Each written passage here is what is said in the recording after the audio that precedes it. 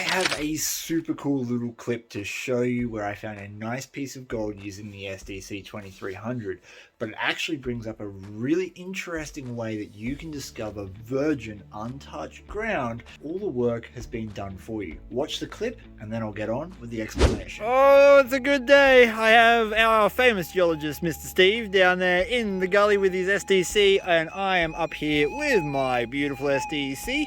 Fern is over there gallivanting around, and why have I extended this talk for so long? Well, this gully here is gold bearing, and I came across these two loaming holes. The trick with loaming holes is to always check what they threw out, because whatever is in the pile, so this is kind of hard to see, but this pile just here, whatever's on top was actually from the bottom of their hole, and most likely that is where you're going to find an easy piece of gold. I got a really faint signal with the SDC, and I did not expect to find that little piece of gold, that little round piece just there.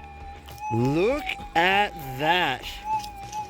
I am very happy about that. Ooh.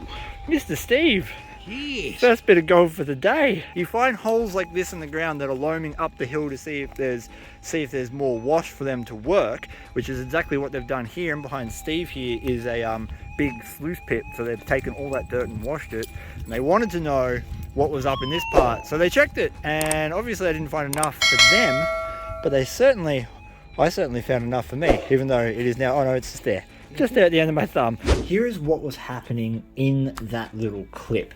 This is bedrock, so we're just going to show you the bedrock here. Now, any system, it might be very deep bedrock, but any system is going to have bedrock, and it's going to be different shapes and sizes, right? So that's our bedrock. Now, we have to introduce some topsoil. This is our creek bed, right? So we had a bedrock-based creek bed, and we had topsoil on it. And so this topsoil went up like this. And we had some on this side as well. Now, we also had water. We had a little bit of water in the creek.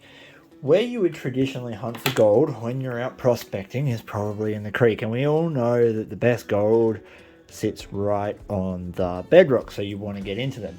Now, rivers and creeks move over time, so because this was in a valley, like most rivers and creeks are, because they erode the valleys themselves, at some point the creek probably came down this steeper slope, and it will have deposited gold in the low-lying bedrock sections, and possibly even in layers of soil up here.